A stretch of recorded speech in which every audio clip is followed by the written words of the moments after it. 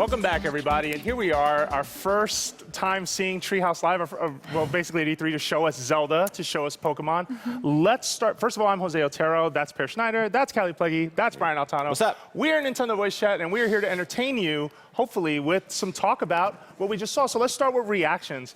Some rough starts, some awesome stuff, too. Yeah. Let's go around. Well, the trailer, man. Oh, wow. gosh. Just starting off with the Zelda trailer, you start off so strongly. And voiceover in that trailer. So you saw, you heard voiceover right off the bat. You get a throwback to classic Zelda adventures where you have, Zelda's voice saying, "Wake up," and open your eyes, and then just showing kind of the break with conventions, right? Yeah. Instantly being able to climb, being able to craft, being able to just do much more with enemies, weapons, and items and stuff. It got me really excited. Yeah, like the cooking and the hunting. I mean, this is what I was talking about on the pre-show, is like expanding what the world of Zelda is. Yeah. And taking, I mean, the subtitle is Breath of the Wild. Like, they're really leaning into that with, I mean, I love the movement, the vertical movement you have. It looks amazing in that trailer. It was just so phenomenal. It really does feel like they're treating the environment as a character, as we've sort of been thinking about. I remember a while back with Wii Sports Resort, they were like, Woohoo Island is our new character. And you're like, how can an island be a character? Yeah. And you look at this in this game, and it's like, there's really, there's really something special about the way all of this comes together. I'm an adult man with a leather jacket on and stubble on my face, and I started tearing up watching the trailer this morning. I know. There's something so special about this franchise. The music, the voice acting, the scope of this game, how it all came together is just so magical. And There's nothing at E3 like it. The smartest thing with that trailer is to show the nature and the vast sort of things that you'll explore, just little adventures. It almost felt like a day in the life. Like, look, we have cooking happening there. Yeah. We have him shooting down a beehive. Some of these activities are as a distraction to scare away that bokoblin. Yep. Some of this stuff is stuff we've seen in other Zelda games, and then things like that aren't at all. And so I think they did a great job of setting up that mystery. Here is this world. You have to wake up and play a part in it, and then cutting away quickly. Yeah, and I thought it's interesting. I mean, after seeing like Microsoft, Sony's conferences, this is something different, right? This is their live kind of demo stream where they showcase, 2 of their major titles and some more stuff. Yeah. And like they didn't start with bombastic flames and like the kind of epic Twilight Princess Zelda reveal with the color music. It was very low key. It was all about like, look at this landscape and look at all the stuff you can do. And I think that's because there's this sort of like, as with all the beauty and wonder there is in this game, there's also this lonely sort of desolation to it. You have this character who wakes up basically naked, who has no weaponry.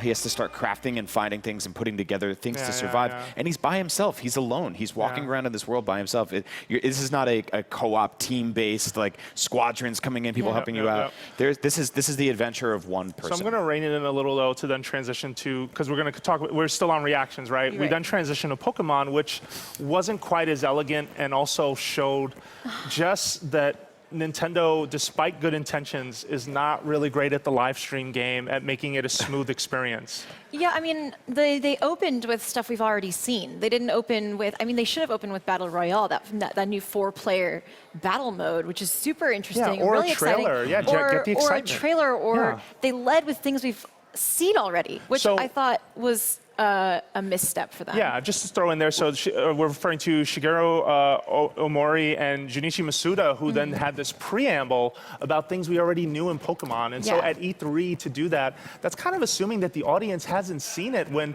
your average Pokemon fan has seen everything. They're dying for more. And if you're doing it for people who don't know, you would show a trailer, something quick, not something drawn out. It felt a little bit like, no offense, but it felt like a timeshare upsell where it's like, you can win a cruise, but first you have to listen to these 30 minutes of us talking about things you already know you don't want, right? It's also like a 3DS game, right? So when you blow that out on a big screen and you're watching it with those perceptions in mind, just the pacing of going from Zelda, it felt like watching that Godzilla movie from a few years ago, where every time Godzilla got going, they'd close the doors or cut up some dialogue. I was like, show me Zelda! See, that's interesting, because I didn't think the platform had anything to do with it, but more that you can't lead off a live show with a new Zelda trailer that is bucking that many conventions and then show me Pokemon, which for most of the presentation is not bucking that many.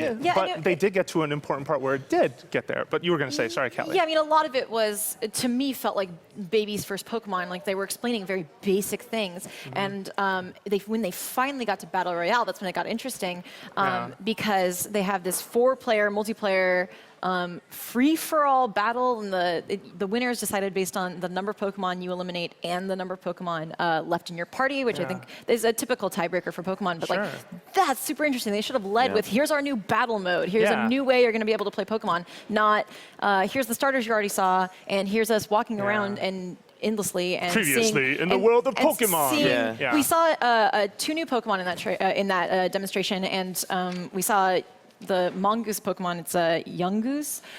We saw it like 6 times or something, and I was like, okay, come on, let's get to what's next? What's new? It felt like the entire room here at the War Room was waiting for Zelda to get back on the Of course. screen. I mean, that was the big promise, to see this game for the first time in action, right? And so, like, I kind of feel bad about the Pokemon demo. It's like it was the kind of the wrong type of demo at the wrong point in the presentation, right? And so, I don't hold it against this game. It looks cool. It has a lot of good stuff. It looks beautiful, right? And it's just, you know, that wasn't the place and time for a long, drawn-out demo of stuff we knew. Weird 2 songs to play back to back, you know? Like, and especially when they go back to Zelda afterwards, and you're kind of sitting there and you're like, why didn't you just run the Zelda demo right after this? Keep all of that together, get the Pokemon stuff next. I mean, I'm interested in Pokemon. I'm not the biggest fan. Like, it's less important to me than just getting back to Zelda. But then what they transitioned to was back to Zelda. We have Aonuma, we have commentary, we have the opening of the game. We got to see that, right? Like Link voice acting right off the bat. Yeah, voice acting right off the bat, which was very exciting, something that fans have been asking for. Let's react. Like, what did you think of what they showed when they finally got to the nitty gritty? Because earlier we were just talking about the trailer. My reaction was an instant, right? It's just like, I've played every single Zelda game, even the CDI ones, and I know all the conventions, and I know when I see a hookshot target, in front of a temple, I'm like, I'm gonna get the hook shot. In this game, you're looking at the landscape, and you're like, I'm not sure what's gonna happen, and I'm not sure where to go, which is awesome. And like, we heard some comments about getting lost in this world, and it's like, you know.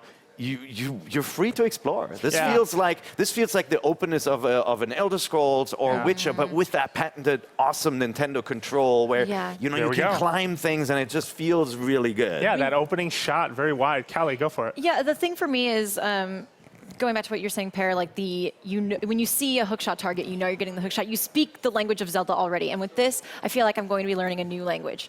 I mean, there's RPG elements. You see, like when he puts on his shirt in the beginning, it has sort of like clothes stats. I was so excited about the clothing First time since Zelda stats. too, you get real RPG stats elements. Yeah, there's stat boosts based on clothing and weapons, possibly. And the inventory management, where you're collecting, you're foraging, all of that. I feel like I'm going to be learning a new way to play Zelda, and I'm so excited. Yeah, and a couple of things I really loved about that, because immediately you're just constantly hunting and gathering and finding things, collecting, chopping down trees, interacting with the environment, and it's not constantly telling you like, you got a rupee, you got a rupee. Rupees can be spent at the store. Like they're like they understand that you know what you're into right now. And at this point, look at the HUD on this game, or I should say lack thereof. It's minimalistic, it's beautiful.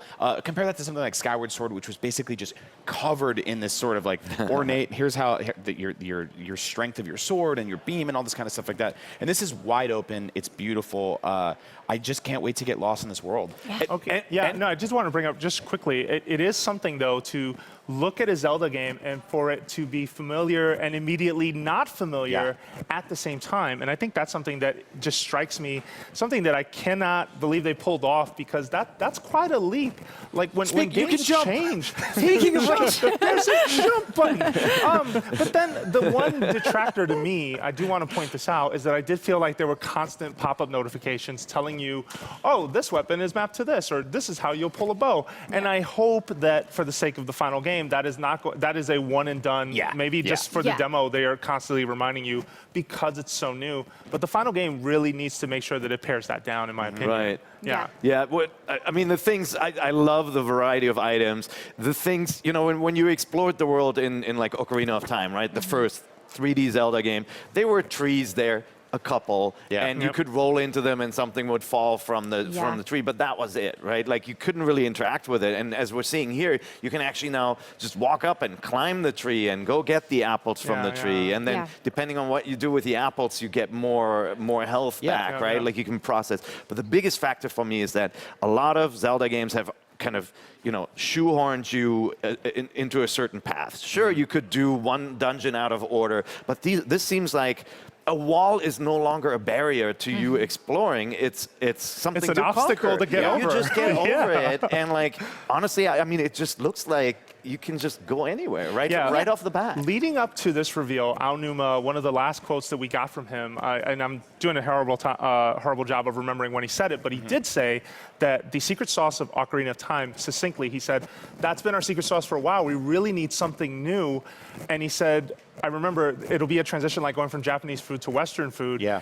It wasn't so much that it's a Western-inspired game, even though you can obviously see there is some Western influence. Yeah. But at the same time, it is something that is familiar because it's a dish, but it's almost like it was made by someone else. Yeah. And it's equally as good and almost Yeah. surprising in how good it is. I mean, look at this old man character here. Like, this is like a character we've seen since it the the NES king of days, Hyrule? right? Yeah, it's. I mean, I was gonna say I still remember the feeling of playing Ocarina of Time and seeing Death Mountain in the distance and knowing I could go there Yeah. and how incredible that Yeah. was. And this is that done differently and scaled up to an enormous You're size. going to approach Death Mountain from many angles, and that is an exciting thing to know about, rather than just this one defined entrance and one defined exit. Yeah. Seems to be what they're going for here. Yeah, and then you have the things like this old man character, which is, I mean, that goes back to Zelda, the original Legend of Zelda. I mean, like it stays grounded in that original feel, but it's so much more. Like I feel like I could go anywhere looking at this this gameplay demo. I don't even know.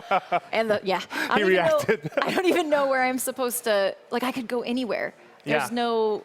I don't speak this language yet. Look, we got So the I four do swords wanna- fire too. Yeah, Yeah. so Right? I know we want to keep talking about Zelda, but I think if we continue, we're going to overlook Pokemon. So we should rein it back a little, Yeah. just to go over a few details. So our reaction Fine. overall, though, to finish this off, what did you think of the presentation overall in its entirety, meaning Pokemon and Zelda together and the execution of that? What did you guys think?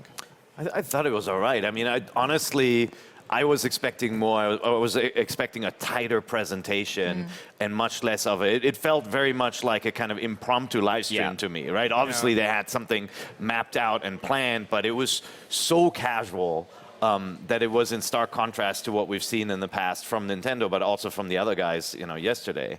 I was expecting a little bit more of a focus on here's what's so different, like something more tightly presented. Yeah, I mean, Both games. Yeah, I agree. The thing about at least the Zelda part of the presentation that I think worked. I mean, it was rambly. It was long, but I mean, in our IGN War Room, like we're all sitting in awe. We're not cheering like we were at Sony's conference, for example. And I think that works for Zelda. This is, like you said earlier, Brian. Like this is more despondent in a way. It's quieter. I appreciated kind of that downtime, that lull, and the quiet of Zelda. I don't think that worked for Pokemon. I think Pokemon was far too long and padded out with nothingness.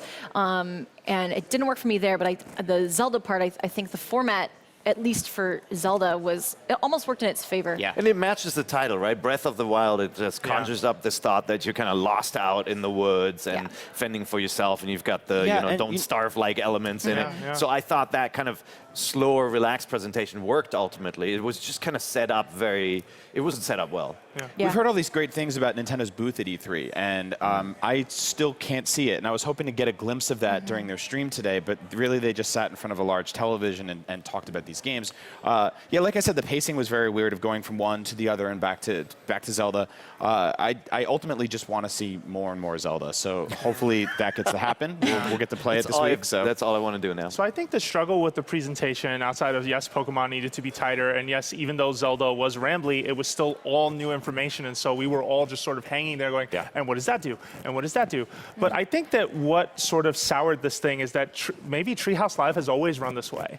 And so following this template going into E3, it's not something that we were normally watching or experiencing. So I think it caught us off guard, because when you show up at E3 with your presentation, you show up with something tight, concise, and to the point, rather than something that, even though a gameplay demo and live gameplay demos are great, we're not used to so much commentary at the same time as part of them. So I think they did struggle there, but at the same time, starting with Zelda just immediately just got us all in the room like, wait, what? It's going to be what? It looks like what? Like, You wait, couldn't process. really? Yeah, you couldn't process all the things thrown at you. You're like, you see all these items and all these things and rolling a boulder, and then the grass catches fire, and you're like, whoa, hold on a second. Yeah. All right, so we're going to take a quick break, and when we come back, we will continue talking about some of the details in Pokemon Sun and Moon.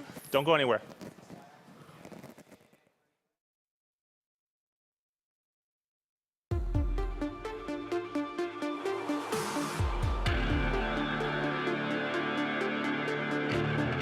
IGN's aerial footage of E3 is provided by Independence Day Resurgence, in theaters June 24th.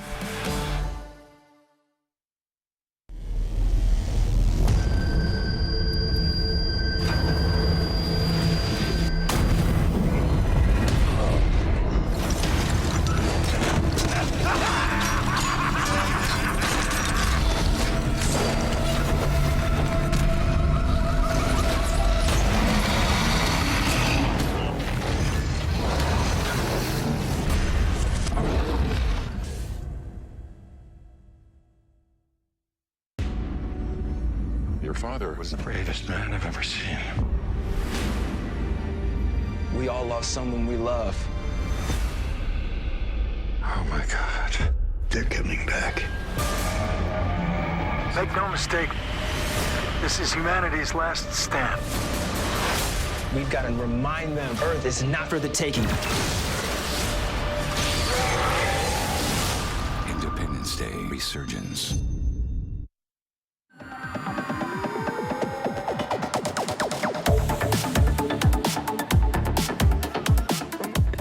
And welcome back. This is Nintendo Voice Chat, and we're going to continue talking about Nintendo's Treehouse Live presentation. I'm Jose Otero. That's Schneider. That's Kallie Plagge. This is Brian Altano, and we're going to focus next on Pokemon Sun and Moon. Yeah. Basically, what sort of became the downer of the presentation, but still had exciting things in it a bit. Yeah, so I really want to talk about the UI. They've really changed it up, and the most notable thing that they actually didn't mention until later on, after they'd first shown it, is you have these effective, super effective, not very effective tags on all the moves. So when you open up your moves to fight, to battle, you can at a glance see how effective your moves are going to be, which is nice. I think that's really nice for kids, especially who are still learning the the type matchups. One thing I really didn't like about Pokemon Black and White is that first gym is a tutorial on how type matchups work, and I hated that so much. And I think this gives it an opportunity to, here's an easy way for people who are new to Pokemon to see how this works without really belaboring the point for you. Yeah. So I like the UI. I like there's kind of like this 90s sort of scribble you can see there behind the Pokemon's names and their HP bars. I don't know. I like it. It's and Pokemon Company continues to redesign the bottom screen of the dual screen Pokemon experience. I love how you're able to see the field and the two Pokemon that you have equipped right there. I really like that type matchup thing because it is intimidating. When I gave Pokemon to my niece, for example, she's not going to know type matchups. Some of them make sense and some of them don't, you know? So at the end of the day, I like that idea, as you said, of making it more accessible for that audience. Yeah, and out of all game franchises, this one is the one where you have the potential of a huge new audience coming in. I mean, think about it. People who started with the, Pokemon Red and Blue games are our age now, right? And we know exactly how this game is played, but the audience keeps on renewing itself. There are lots of new players coming in. Maybe they'll finally catch Brian. Brian Altano might stick with a Pokemon because now he knows what the type moves do. I tried. It's just I bring my Pokemon out in the world and I don't take care of them and they all die and it's bad. No. Have you heard his dead Pokemon story? I don't want morbid. to. No. Let's keep it positive. I just bringing it back a little bit. Dead, they're fainted. Reining it in a little bit. I think one of the main tenets of the Pokemon series, the franchise as a whole, in all of its media, is accessibility, and you can scale it up or down to your desired difficulty level or what you want to do. You can only catch them all, or you can go in and breed Pokemon, and you can learn how the competitive scene works. And that is it. That took me years to understand, and I like that they are including accessibility options. I mean, they did that with EV training, for example, with super training in X and Y. They're introducing new ways that you don't necessarily have to follow. It's not making the game easier necessarily. I do think X and Y were easier in comparison to the others, but I think that this is so typical of Pokemon to reach out to the player and say, here's a little bit of a lifeline if you're not sure what's going on. Well, and that super training transition was necessary, I feel. If you wanted more people to understand how that system works, it was something that, at one point, it was a lot of, just stat tracking and spreadsheet numbers and, you taking meticulous notes of how many of a certain type Pokemon you fought. And so I think that opening that up, this series has a history of making itself more accessible in smart ways. I do agree with that. So hang on, Battle Royale. Yes. Let's talk about that. This is the thing you told me was the most exciting to you. by far the most She's ready to exciting. take off like a rocket. Oh my God. Yeah, I mean, the Pokemon has also had a history of introducing new battle styles, starting with double battles in Gen 2, and then moving on to the most recent addition was Horde battles, where you had 5 Pokemon battling or fighting you at once or challenging you at once. And this is interesting because it's multiplayer. It's different than the competitive scene. It's adding a different dimension to the competitive scene. This is more, I feel like, a sort of a more, not casual, but you can round up 3 friends and just be like, all right, good luck, best of luck to you. And I love the way this looks.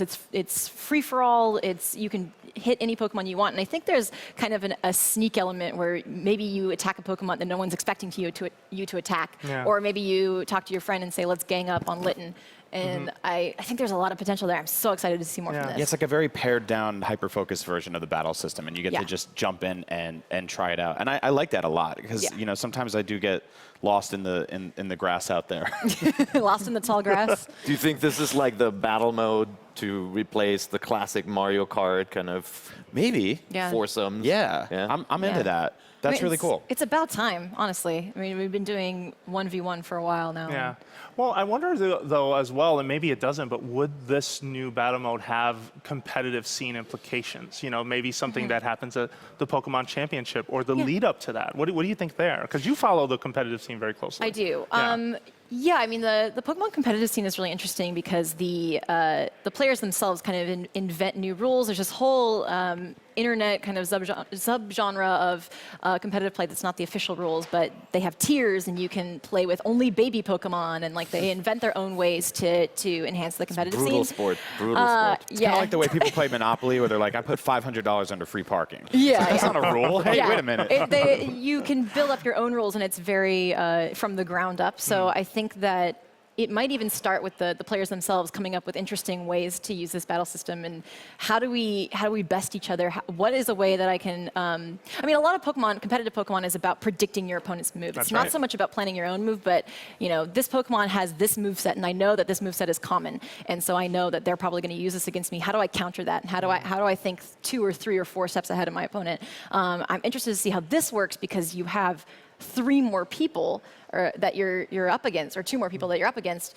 How do you predict all of them? How do you counter everybody? Yeah. That's really, really interesting to me. No, yeah, I completely agree. I guess I want to talk a little bit about, did they share anything interesting in the overworld? Because I feel like I almost didn't catch it. Like, it was just sort of, it's here, it's gone, it looks better. I like the art style they're going with in this game, but was there anything that's You can chop down the trees, you can burn them down. You can get Wait your turn.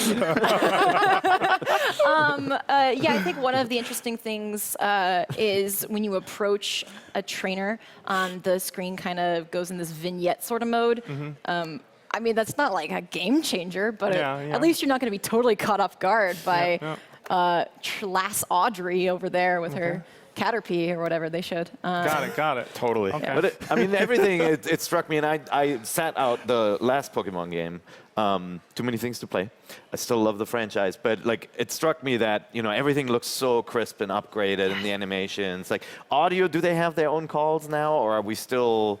Is every Pokemon voiced and like? Yeah. So everything's upgraded. And it sounds as good as it looks now. Yeah, and it looks amazing. I mean, you can see here like this. There's a sort of scripted festival scene going into this battle with your friend/rival, and it looks really cool. You have the torches, and it's all engaged with the Hawaii sort of setting, and I think it looks really great. I am curious to see if every Pokemon has a call, because we started like in Pokemon Yellow, only Pikachu had a unique call, and the rest were kind of these we're still little waiting, pixelated growls. Yeah, I think that'd be pretty cool. Well, Pikachu still sounded pretty rough because of the Game Boy speaker, right? It was like stuck in static. It was still awesome. It was very awesome. Not going to complain. Those were the days where one word made us happy. Yeah, no, you know it's what true. else makes me happy? 2 words, like open eyes. Yeah. Oh, well, you know what? Fine. We beat around the bush long enough. So we still, you know, I want to talk more specifically into Zelda. I want to try and drag us out to 11. But general impressions, and let's switch back to Zelda. If we could load that stuff up, please. Yeah. I mean, what's on your mind right now about Zelda? Honestly, like, let's go around. Like, what are you thinking? What's the first thing you do when you play this game? I want to play it. Is what's on my mind. Yeah. I mean, like, again, like it's one of those games where I feel like the E3 demo, you're just going to sit there and you go like, all right, I'll go left, right? Whereas in a lot of demos, you sit down and it's a set path for you. You're playing one level out of a game. It's basically you're in a timed demo. You can go any way. So I want to find my own path. I want to explore something that you haven't seen or you haven't seen, and then we get back together and we talk about what we found. And I think this is one of those games, right? It's like the kind of like the Minecraft Don't Starve type games where there's this meta game of talking to your friends about what you found and like what you combined and what you know how you died. Yeah, I can't wait to come into the office and talk about, like, oh, and I cut down a tree and I went across this chasm and I found this Easter egg, and I want to hear what everybody else found. I feel like none of us is going to have the same experience with the demo even, and that is so exciting to me. That we're not on rails at all. It feels like you're just going off, you're wandering, you're having your own journey, you're exploring and learning about Hyrule, and it has this like ruined element, like there's ruins and there's these weird sort of spider-looking it looks like neck things. It looks like an anime, like a Miyazaki anime, like Laputa or Nausicaa or something, where you have this kind of forgotten world, right? It looks very Ghibli. If you look at the Japanese logo for Breath of the Wild, it looks like a Ghibli like Nausicaa, logo. right? Yeah. And I love that it has this Ghibli sort of animation. It's so good. I'm really excited to see how the difficulty scales. If hero mode or whatever that is this time around is available right off the bat. If you can play this like it feels like it's hero mode. You're not even wearing clothes when you start. You can make hero mode happen by never putting on an outfit. Hero mode is don't cook your food. That's what it is. Go full sushi. I want to see how sort of like Dark Souls this game gets. You know, I feel like there's elements of that, and it's really cool because we actually talked about on NVC. I think it might have been last week. We talked about how Triforce Heroes had so many different outfits that you could pick from, right? And that's here again now with all the stat adjustments. And we're like, okay, well, we haven't seen his tunic, but there might be hundreds of other things he can wear. So let's see where this goes. Absolutely. I think, it's funny because I think you all hit it on the head, right? I can't remember, and correct me if I'm wrong, the last time I saw a demo at E3 that was that open, that you can go in any direction, you can just sort of find your own adventure and essentially have a different story to tell. And I do find that very exciting because the amount of knowledge that's going to get shared for the rest of this week about Zelda is going to be fascinating on one part, right? It was a shame during the presentation, but, you know, Bill Trinan, good friend of the show, had some troubles going on there in combat. But, you know, even something as small as like seeing that nod to Wind Waker, right? What do you call those guys? The Kokolins? The Kokoraks, which, you know, was just floating there. And that was something that I didn't expect to see. Like, I almost expected... I don't expect to see many callbacks to other Zeldas necessarily, and maybe I shouldn't be that way, but I feel like I just expect them to kind of establish their own rules in their own world, and then there'll be light nods to certain things, right? We have gotten a good deal of familiar enemies so far, but we saw in the trailer off in the distance there was this sort of like hulking giant skeleton-looking beast. I'd like to see how much crazier that gets. One of my favorite things to do in Wind Waker was like get that photo mode thing and start taking pictures. Take a selfie? But and take pictures of all the different characters and look at their 3D models, because the art direction of that game is gorgeous. I feel the same way here. There's going to be a lot of very interesting characters. So, did you notice, I mean, we saw this in the trailer and the demo, like you saw when Link was climbing around on the rocks outside the Temple of Time structure, you had the old kind of robot monster like being overgrown and broken down, right? Like we saw that one from the first Zelda demo. It was running around open in the open field, so you could imagine that either that comes to life or this is from a past battle, and you see this broken creature and you're like, oh, there must be more of those. And then you walk into some area and that rock monster, did you see that? Was forming from the rocks in the environment? Yeah, that was in the trailer itself, and it was something else where you're just like, wait. So there's a great quote from Aonuma during when they were showing Hyrule Warriors, where actually that's not the clip, but that is the thing you were referring to. I thought the rock monster was actually in the trailer. But Aonuma was talking about that the one thing that impressed him very much about the Dynasty Warriors, Hyrule Warriors crossover, you know, that game, was that the bosses were out in the wild. It's like in Zelda, we normally put you in a room with one of these things and it's an arena battle. We don't put you outside. So the prospect of that and seeing that big rock monster immediately set off in my head that quote, and I was like, oh man, this guy, they're going to bring it. You're going to run into something that can basically wipe you out. So I have a confession to make to this panel. So I've been keeping things from you. And I've played Zelda. Congratulations. What the? I thought we were friends. And we're going to talk about it when we come back from this commercial. We will be right back. Don't go anywhere. We're going to talk about Zelda.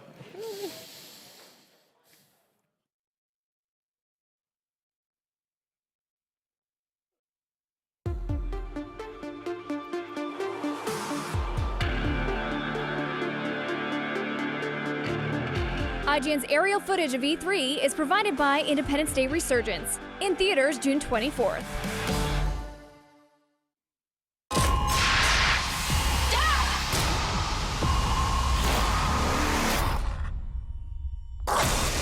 She has arrived. Who is she?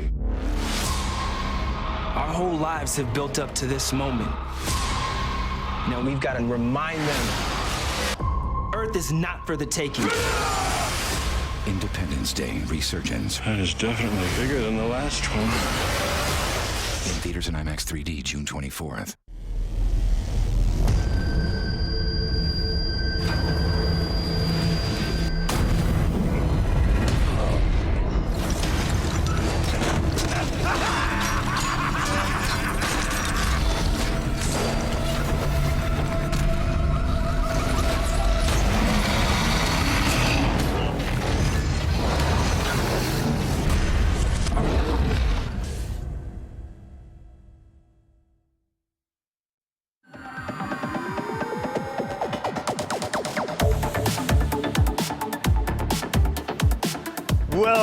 Welcome back to IGN Live. I'm Jose Otero, that's Brian Altano, that's Kallie, Plagge, that's Schneider, and I confess, I have played The Legend of Zelda Breath of the Wild. We need to talk about it now for reals. Yeah. Friendship over. Yeah. First of all, Number one. come on, man. Thanks for the invite. So I have some interesting stats to share that were told to us. So there was a slide presentation, and I mean, where to begin? First, the world. Two interesting stats that I heard. One is that the world size will fit about 12 Twilight Princess maps, which to them, that's huge. Twilight Princess is a massive game. Two, the Great Plateau demo that is on the show floor, the area that you're going to explore, I believe Aonuma said is 1% of the overall final game. Good God. Wow. Which is just like... Wow. Whenever this game comes out, I'm going to be missing for a month. Oh my Lord, in that world. Seriously, so Twilight Princess was the biggest Zelda map, right? Yeah. And if you played Skyward Sword, it had kind of cool areas to explore, but it didn't have this kind of feel of a connected overworld, right? Like you flew from destination to destination, basically dropped in from like a glorified map screen. Yeah. It's interesting you bring that up because that came up after Skyward Sword, and you can read about this on IGN. We have an enormous preview, like 3 pages long. But after Skyward Sword, they wanted to do something bigger. And Skyward Sword was brought up because you got these pockets into these different landscapes, right? Well, they wanted to find out what's everything in between. Yeah. That was sort of the starting point. As and then did from there, and so from there, they sort of kept pulling out. And I have to say that there's a lot of fascinating things about it. So Link has been asleep for 100 years, according to the story. In the early part of the game, they were avoiding it because they didn't continue the objective where the old man is pointing you towards. But you find out so much about the situation in the world and how dire it is and how Link has this place as the hero. That monster you saw at E3 2014, the tentacled thing, that's called a guardian. Okay. We saw a broken I did not one. encounter one during my play session. In fact, it was hinted that I might run into one, but I didn't see that.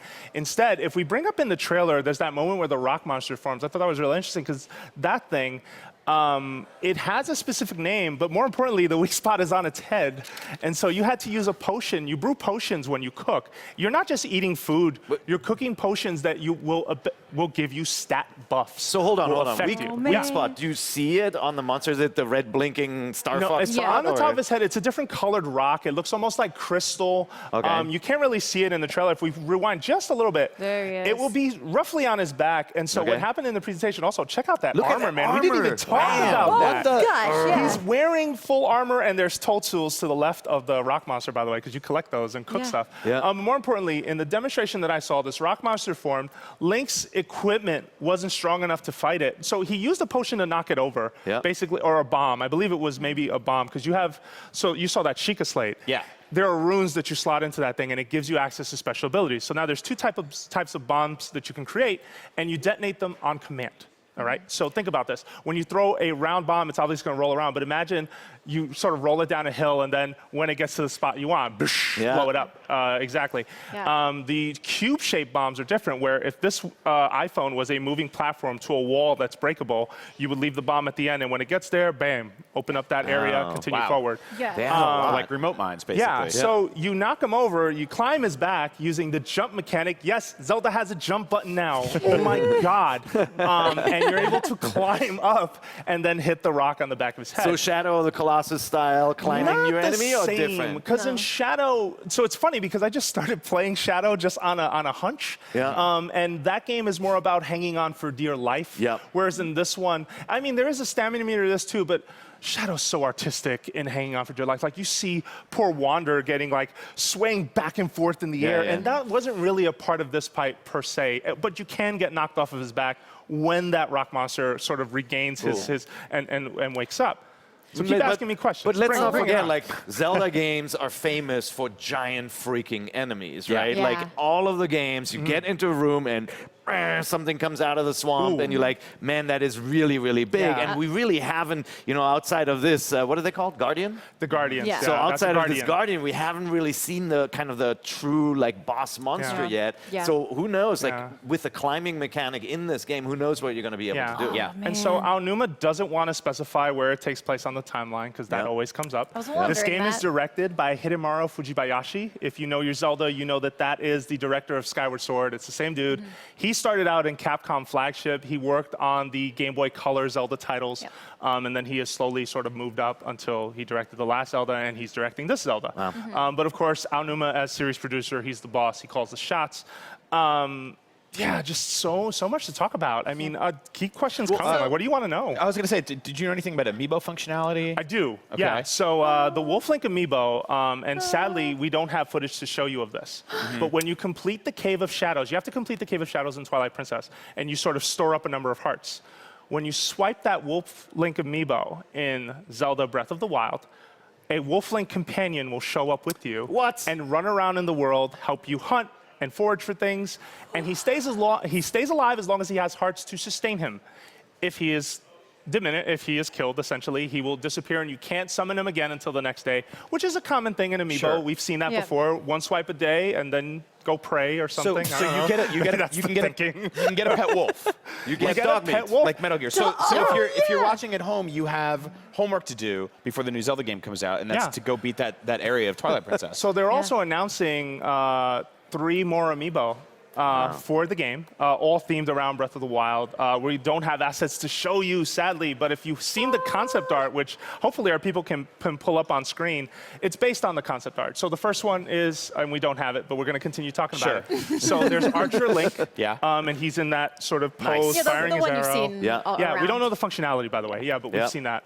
There is a Rider Link. He's on riding Epona, essentially. The detail is amazing. It looks so good. And then finally, the Guardian is going to be an amiibo, and it has posable tentacles. What? So No you can set up your own way. little That's battle like a scene. Figma amiibo. And do your thing. That's so cool. Yes, it So is very you cool. mentioned you get to use the wolf once a day. Yeah. What does day mean in this game? What is a day-night cycle Oh, like? that's a great stat. So day in real time, not day in game. Right. Yeah. Every minute is 1 hour in the game. Okay. And so 24 minutes is a 24-hour cycle. There's weather, etc. In our demo, I didn't really get to see a lot of weather because it was a time didn't demo. rain or anything? No, it was a clear sunny day, and I don't know how Boo-hoo. they're managing that dynamic weather. They didn't really talk about it. Whether it's tied to location or Yeah. if it's like random. Yeah, like, a few other things they didn't want to talk about. So that arrow from the first trailer, if we bring that up at least, that Link fires the mechanism. Remember that he pulls up and he pulls back, he shoots the Guardian with. Not the 2 fire arrows before that.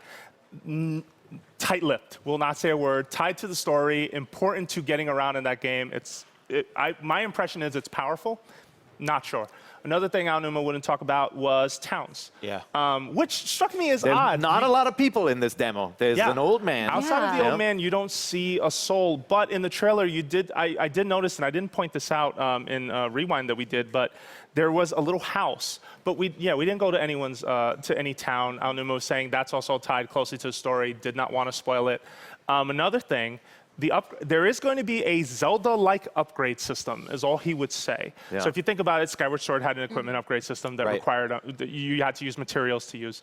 Also, did you notice you don't pick up a single rupee? I was going to ask about it. I didn't see wing plung, the traditional kind of You're never rupees going to get hearts popping out. Yeah, you're never going to get hearts from cutting grass. You're never going to get rupees from cutting grass. Instead, you have to gather and sell things. So I said, oh no, with the upgrade system, I assumed that it would happen in towns, and Al Numa looked at me and said, not quite. So and that's all he would say. Is there a Sasanuma? Is there a permanence to any of the weaponry here? Because we've seen a lot of it break. I know you can upgrade it. It can break. Yeah. Okay. I want to make sure that like eventually I get a sword that doesn't break, Well, and I get a bow and arrow that doesn't break. Yeah, when you get to the Master Sword, break. Yeah. Come on. But will it then just be that big war on junk? Okay, but let's the war on junk. I like that. I like that so much. Big Goron junk. Yeah. Terrible sword. Okay, I don't know how I feel about that one. But more important, sorry, you said Welcome it. to NVC. Welcome to Nintendo Voice Chat, where we don't know. Anyway, I don't know what to say there. Yeah, it makes you wonder if. So they show a shot of the Master Sword as the last shot of the trailer. And it makes you wonder, yeah, that shouldn't be something that breaks, but is there going to be some kind of limitation on when you can use it?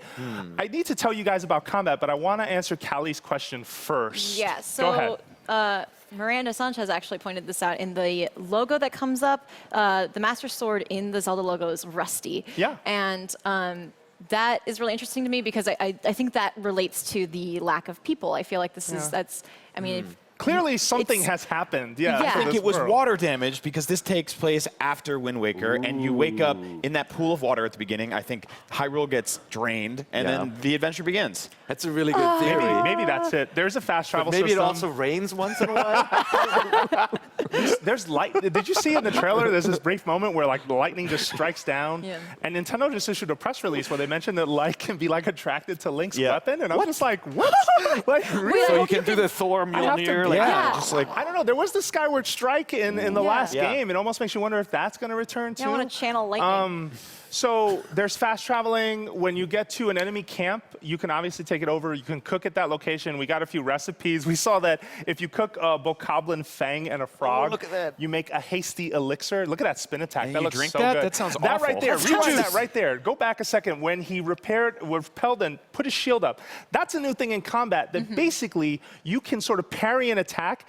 And in some cases, now I don't want to misremember this. I can't remember if by parrying like that I disarmed the bokoblin or not. All I know is there were some funny consequences that came from that. Because you can disarm enemies, you can take their weapon away just like you could a la the Wind Waker. Like Wind Waker, But more importantly, the bokoblin got so frustrated he started throwing punches, and since I stayed away from him, he dug up the ground, found a stone, and threw it at me. What? And I was like, what is going on? That's really Fun fact, cool. imagine my surprise when I found out you can smack it out of the air and it'll hit him back. So you can play baseball You with could just a whack, rock. and it hit him right in the Man. face. I That's could very not Ocarina of Time. believe that. Yeah. But yeah, when we were talking earlier about how everyone's going to have a different story to tell, I feel like that is the essence of this demo. And having played it and then talked to people, other folks who had played it, I heard so many different stories from so many different people and things that they found and stuff that happened, and it just felt like, wow, I can't remember the last time I have been this excited about a Zelda game. Like, it's been a while. I don't even think I was this out of control with A Link Between Worlds, which I was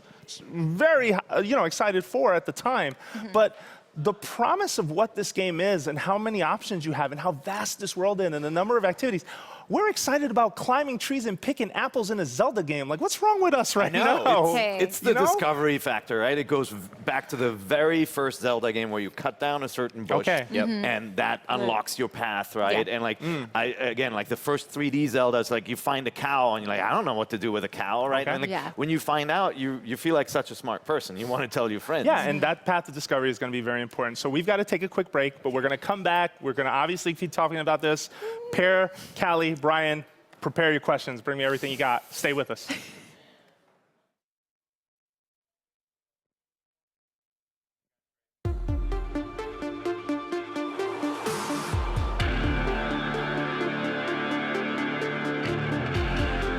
IGN's aerial footage of E3 is provided by Independence Day Resurgence, in theaters June 24th.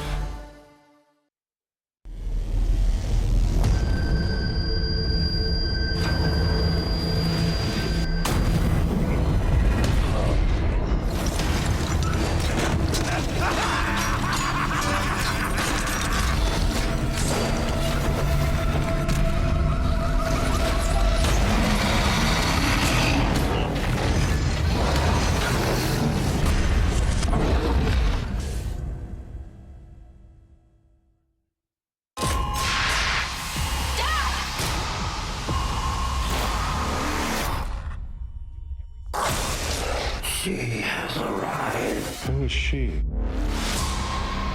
Our whole lives have built up to this moment. Now we've got to remind them, Earth is not for the taking.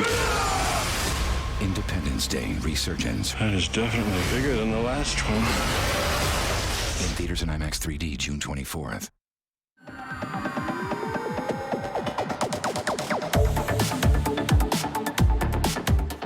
Welcome back to IGN Live. We are the cast of Nintendo Voice Chat. I am Jose Otero. This is Brian Altano. That is Kallie Plagge. And at the end, the reaction man himself, Schneider. We are talking about my hands-on time with Zelda, which I'm trying to give you guys all the information I can. In fact, if you go on IGN right now, you can find a 3-page preview that breaks down extensively what I played, along with quotes from Aonuma and the people involved in the making of the game. We should talk about combat right now, because we haven't done a lot of talking about that. We did a little at the end of the last segment. And I want them to cue up the trailer for a second, if they can, just to show the moment where Link, right here, just play this moment and pause really quick.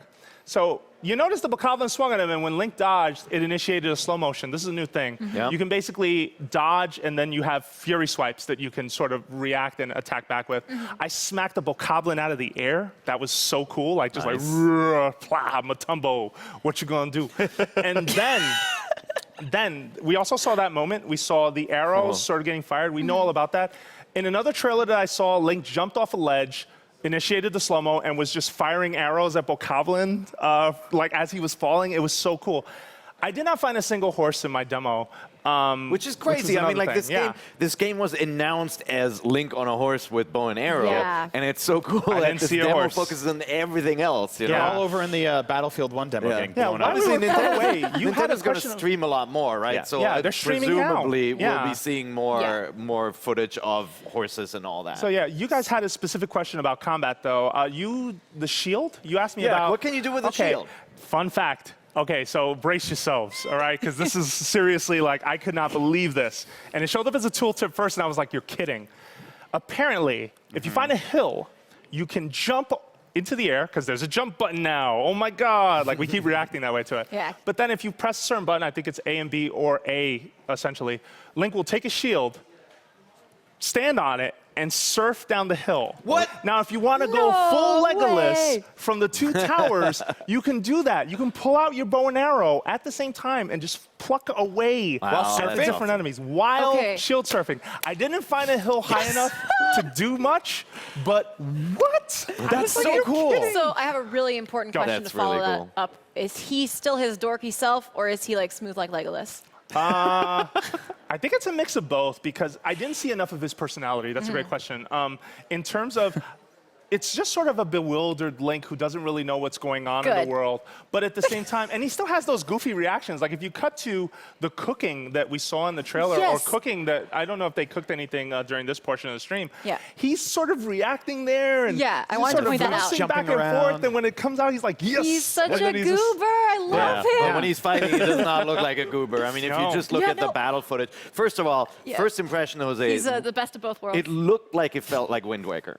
Like the way, you know, you have new actions where you can do that Fury Bash stuff. Like Wind Waker had the parries, right, where you had to hit the A button in order to roll around and strike an enemy from the back. With some of the like the Dark Nut guys, you had to cut the cords at the back of their armor. Like, does it feel like that? Is the combat like more like a Wind Waker style with the react? I would say so, but at the same time, I didn't see a counter system like prior Zeldas, thinking back on my time. Like the jump was up to me. It didn't really hint at me, like get out of the way. Someone like just sort of leaned over and said, hey, try and jump to the side. And I kept trying to hit A and B by reflex because that's how you played Zelda before. The jump button is actually at the top of the diamond, which I'm forgetting. I'm doing a horrible job at my job. I believe that's the X button. You will jump Hey, it's different on every controller. Yeah, it's hard to keep up. It's the triangle on the PlayStation. But regardless, you will jump in the air and you can sort of dodge and jump to the side. side, and it's really, really cool. Now we've seen like just in this section right here, there were ducks, there were deer, there were like eagles, hawks. Can you hunt all these things? Yes. Really? And you're going to use the meat. Yeah. So You're gonna use the meat. You're going to use the meat to cook. So some of the recipes I got, if you cook meat with Hylian shroom, you get meat and mushroom skewer or meat and shroom skewer. You've brought us recipes. I got detailed recipes, son. This game has everything. You've got Link's recipe. Yeah, I got it all. Watch out. Then if you add a truffle to that mix, it changes the recipe where you not only get more hearts, but you'll get an additional heart for your life bar. So you start with 3 hearts, and it looks like that's the way you're going to expand that. Yeah, I didn't get a question in on it, sadly. I is there feel hunting like around for heart pieces? Because I you're always not. enjoy that, but you're not. Like, they are bucking trends left and right. Oh, I love how, man. though... what am I going to be asked searching the world for We now? are going to Yeah. search for something. That- For duck meat. Yeah, That's what you're looking I for. can't wait to see what else yeah, I have golden to look duck. for. Yeah. Yeah. Just a few more things. In terms of, I'm just trying to remember. Oh, I love that the demo did start with Link asleep, and Aonuma joked, because I said to him, hey, are there any conventions left, like, you're not going to change? He's like, actually, some we won't change, like Link waking up for the first time. Yeah. Like, that's something we're going to stick to. Some conventions don't change. What about, like, I saw other items Ooh, just now we have in a the Twitter footage. question. Oh, I'm Did sorry. you see Get your thing in. the it had the kind of like the ice wand equivalent of raising an ice platform? Oh, we haven't talked Yeah. about And it had that. the crazy magnet, which looks like that prototype controller Nintendo patented. Those better It not can't be related. No, yeah, it's they not. better not be related. But I it just, looks I don't like know what that to think. magnet, weird Yeah. U-shaped. So we got a thing. Twitter question. Let's go over to it. And then I do want to talk about that, though, Yeah. what that was, because we haven't said what that thing is. What's up, So Aiden? bring it up. This is from Aiden Connolly, excuse me. How did you guys feel about Link waking up in the Shrine of Resurrection? Could it be hinting that Link was dead?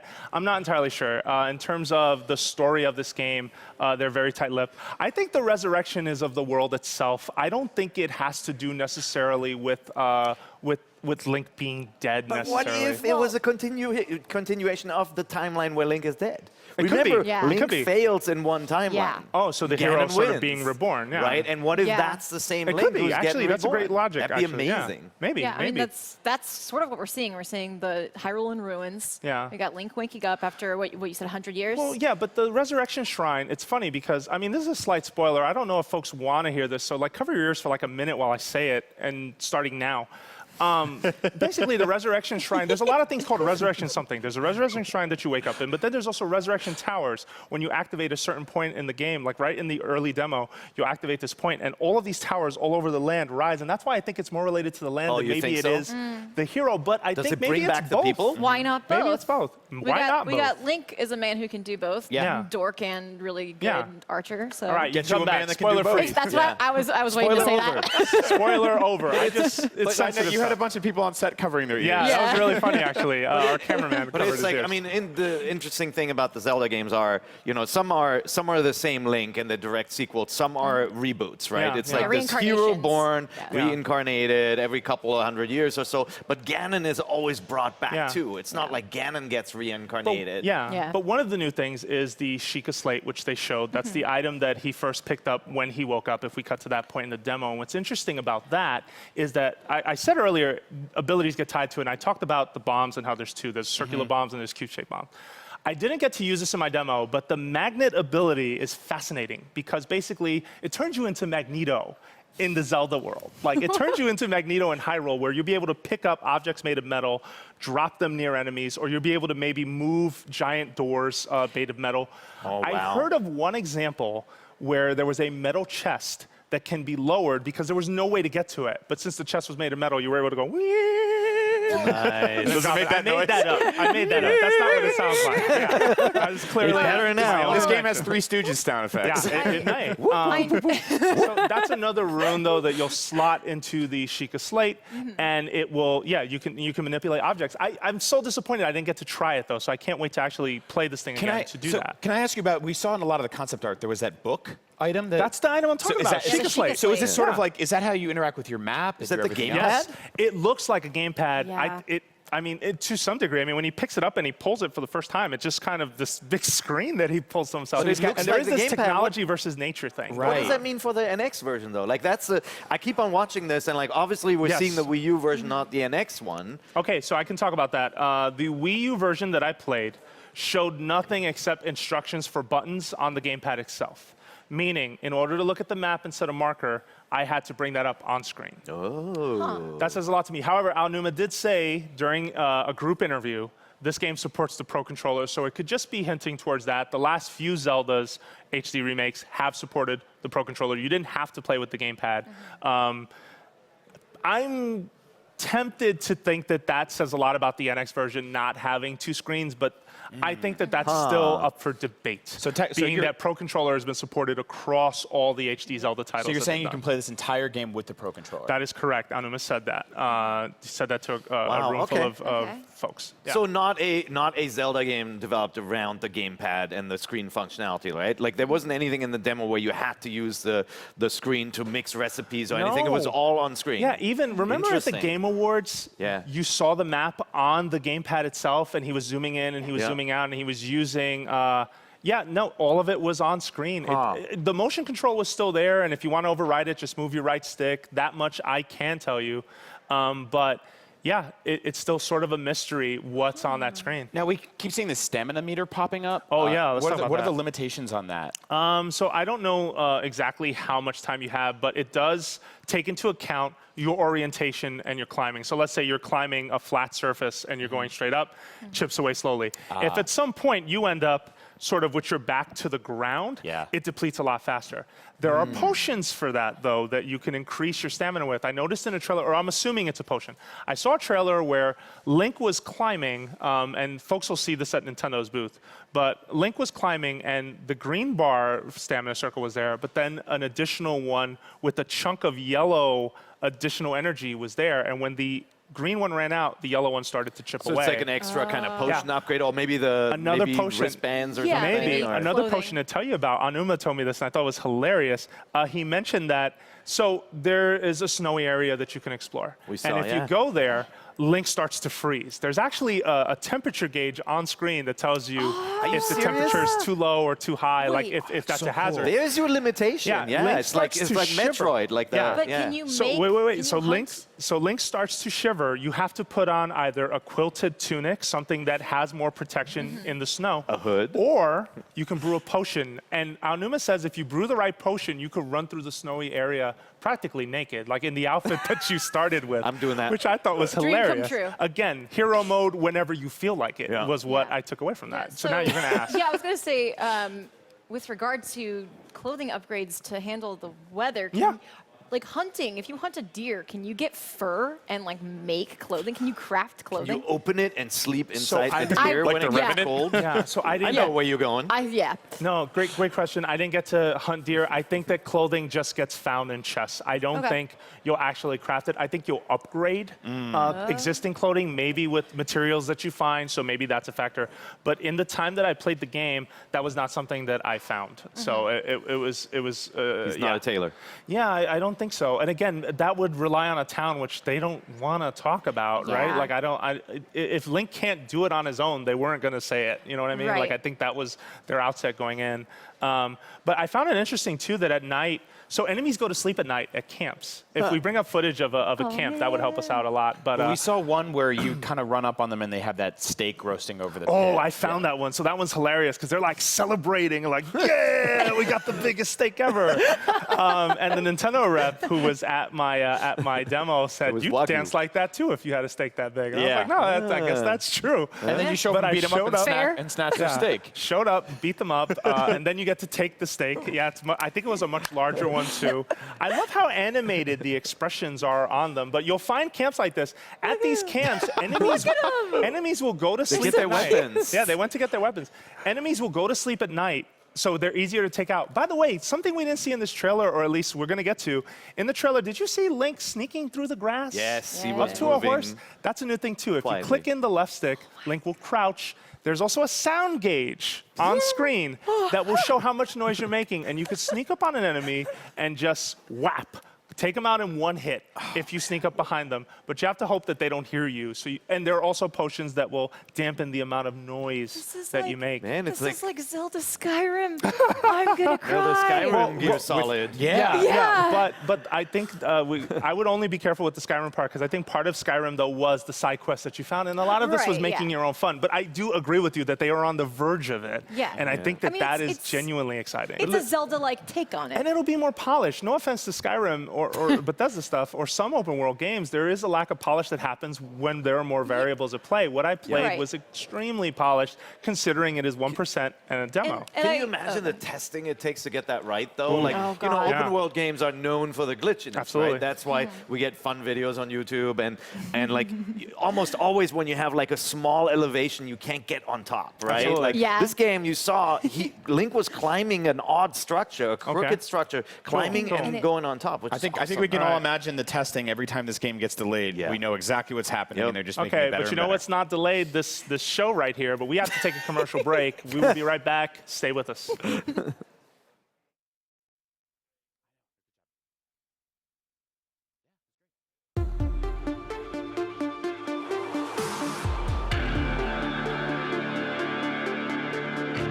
IGN's aerial footage of E3 is provided by Independence Day Resurgence, in theaters June 24th. I spent 20 years trying to get us ready for this. They're coming back. They were hunting us. We had to learn how to hunt them. We used their technology to strengthen our planet.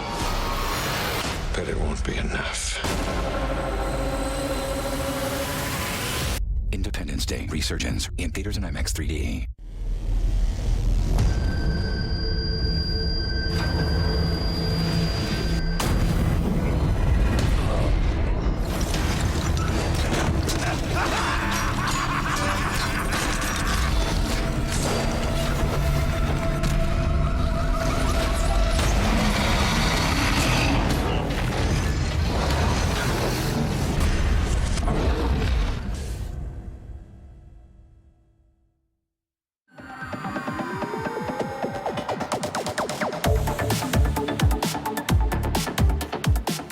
Welcome back to IGN Live. I'm Jose Otero. I'm here with the cast of Nintendo Voice Chat, which is a weekly show on IGN that discusses everything Nintendo.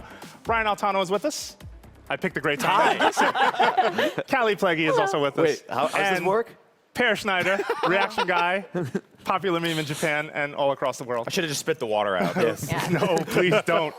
Blow up all the cameras. Not on the jacket, please. So, what do you guys want to hear about Zelda? I mean, I've outed myself. I've played it. We have a 3-page preview on IGN. Were you able to mess around with the physics? I mean, we see Link like pushing a ridiculously oversized boulder. That guy's got some muscles. Guy, by the way. Guy. Right? Yeah. And then like he's arranging, in the demo they're arranging like explosive barrels, and you can see them playing with the physics. So you played around with the bombs and rolling the bombs. Anything else like that? I actually pushed one of those boulders down that cliff. And what's funny is that the way the physics work, in the trailer it shows that it hit them both. In my experience, it actually missed one, and so the other one was just like, what happened, and reacting to it. And then I tried to roll the other one down and missed them again. But it was really funny. And there are... the rock that I was trying to push, actually, I had to push it from a specific angle. Like, if I tried from one side, because of the way it was sitting against that cliff, it wouldn't move. So it's not a given that Link is going to be able to push every rock that he sees, but more that if you find the right angle, you'll be able to sort of push it downhill. Yeah, and so jumping off of that, I had a lot of questions, because I noticed in what we've seen so far today, there's a lot of environment manipulation as part of combat, sort of like taking out enemies with the environment. How much of that did you do? I didn't get to do much, but the way the environment, what stood out to me is more that the amount of foraging in the environment. There are sections like that, right, where you're going to find boulders and you're going to push them down. I don't think you're going to be able to chop a tree to take out a bokoblin unless he's sleeping, and I don't know if the noise would wake him, to be honest. Like, I didn't get to try that, but that's an interesting point, right? Will you be able to manipulate that? There was this one awesome moment in a trailer that I saw where there was a cave that the outside was shaped like a skull. And imagine, you'll see the two eyes and you'll see the teeth that are the mouth, and that's the entrance to the cave. The left eye had a sack of, it looked like just some sort of a chandelier, but it was something that was flammable. And so Link fired an arrow at it, a fire arrow at it, and it caught fire and fell. and this huge explosion erupted out of the mouth of the cave, and it looks so cool. So there's going to be things like that as well. But part of the foraging too that surprised me is that, okay, so you saw you can use an axe to chop down a tree. You can use a sword, but it's easier with an axe. Yeah. Your sword or your axe or your two-handed claymore or your two-handed spear can all break. We've talked about that. If you chop down a tree and then you chop down the chopped down tree, if you chop that up, you get firewood. If you take firewood and you find flint in a cave, you put those two pieces, those recipes on the ground, and then you strike them with your sword, and you create a spark, and you get a little fireplace right there. Wow. Like, there's so much crafting in this. It's almost Terraria-esque, Minecraft-esque. That's really cool. Like, there are elements of it that are genuinely exciting because of the possibilities. And this is, again, a fragment of what's going to be in here. Like, I can only imagine what some of the other regions, and when you really explore that world. Nintendo is saying, by the way, that there are over 100 shrines in this game. Which to me, I don't know how to react to that, because to me that doesn't say that each shrine is like an intricate dungeon like what you saw in the best example of dungeons in Zelda so far, in my opinion, is Twilight Princess. And there's a couple in Skyward Sword that completely blew my mind. That when I play those dungeons, I'm just like, this is so well thought out and so meticulous. The ones in this game, I saw one shrine. It was the Bomb Trial is what it was called. And it was a lot of puzzles based around the bomb item, essentially, which you had as a rune. No idea what happens if you show up there and you don't have that, right? Like, and I think it's okay if you stumble into a cave that you're not supposed to be at. And that was something they said. I love that Al Newman, in an interview with us, said he used to think that getting lost in video games was a bad thing, that getting lost in prior Zeldas was a bad thing. And this one, he is very open to that idea. He thinks it's actually a great thing. And it's something that he didn't expect to be as fun as it is. And I thought that was a very interesting quote that he gave us. Just that lesson that Nintendo has picked up on, just that open world adventure is just that. It's an adventure that you embark on. And the first Zelda captured that so well. You put first Zelda in Brian's hands, he'll go straight for the white sword. He knows exactly where the rupees are. He knows where to pick and get his resources. And that's something that it feels like this game is going to have, but it's also going to have that remix variable of I can make this more challenging for myself. I can end up in an area where everything can kill me. That rock monster that I brought up earlier, the one that they stumbled into, that killed Link in one hit. And his weapons were not strong enough to take out that crystal that was on its back. I'm very interested in all that, by the way, because I really like the way we all played Link Between Worlds together, where we were playing the dungeons in different orders, and people were coming in and having different experiences, and we were talking at work, and you were saying, I went to this one first, where'd you go? And I was like, I went to Turtle Rock, and I got messed up. Like, they just beat me up in that level. And then I got out and went to a different one, came back stronger. And the way that game did it was there were sort of signposts outside being like, this is a thing that you're going to need in here, or this is a theme that's going to run predominantly. So I really can't wait to see how they handle that here. Yeah, and that was an experiment of this formula on a smaller scale, and one that rupees and traditional rules played into basically an item shop, right? That you needed those items to get. And ultimately, it affected the dungeons because some of them felt a little too easy because they were like sort of one-note puzzles. And that's not to diminish their quality, because it wasn't that they were bad. It's just that for the veteran Zelda player, you know, we read this thing, we speed read Zelda puzzles, right? Like we see it and we immediately go, I know what that does, I know what that does, I know what that does, I know what this does. And so I'm very happy to see in this trailer just the idea of that magnet. We haven't had an item like that. What is like learning a new language to Zelda is so exciting. And that's something that I can't wait to explore. It'll be interesting to see how it all comes together in the way that in Link Between Worlds, you went into a dungeon and it was like, this is just about the hammer. And the hammer was the theme of that dungeon. And it meant that you weren't really using a lot of your other weapons as much, which means that none of them had as much sort of weight or importance. So I really hope that in this game, they sort of find a way to bring all that together, where if I haven't played something yet, and you haven't played something yet, your experience in that dungeon or shrine is different than mine will be. Absolutely. So we're ticking away. We're roughly less than 5 minutes left in our live show, but there's going to be a ton more of IGN coverage, and you're going to be able to watch live demos, gameplay. We're going to have a ton of stuff. Zelda is going to eventually be in our booth. Check the schedule. What are final thoughts here? What do you guys like? Last questions, or what do you guys? How do you guys want to? Well, I mean, like, the last 3 there's minutes so much in this demo reel that's like teasing us. Like, were you able to experience swimming, for example? Is there diving in the game? I'm see, so there you go. glad you He's brought holding this back. up. He's holding back. I'm always holding back. So the stamina meter that you saw plays into not only running fast but swimming. And if you try to swim across a lake that you don't have enough stamina to cross, you will drown. Oh, no. No. Yes, this Will is you the drown thing. and see everything underwater That's and the there's a most- temple down there? I and can didn't put shoes drown. on and can- I started Yeah. paddling a lot faster because I didn't want to drown. But you see the Well- stamina meter chip away. You have a button that you can hit to sort of like just launch yourself forward a little bit and it eats more stamina. But if you run out of stamina, you will die. You Now, should when have you- drowned. What is dead? When you die, do you just return, or do you go back to that weird You return. shrine? No, and you return. Be born There are again? different checkpoints that you can return Okay, at. cool. I think those resurrection shrines are some of them. Again, I mentioned there's fast travel. Yeah. One of the things too that I didn't see in the demo that they had, but I noticed in the demo that I saw, was that the minimap had the time displayed on it, and so I can't help but wonder if that time of day somehow plays into Majora's Mask and things like that. Oh, Sure. man. But we've got to wrap this up, so Yeah. I've really got to kind of move on. Well, we're Thank gonna you keep so asking. much for not only staying with us, watching what we're doing here, because Nintendo's streaming at the same time, but for basically being a part of MEC. And thank you guys for being part of this panel and all the questions that you brought.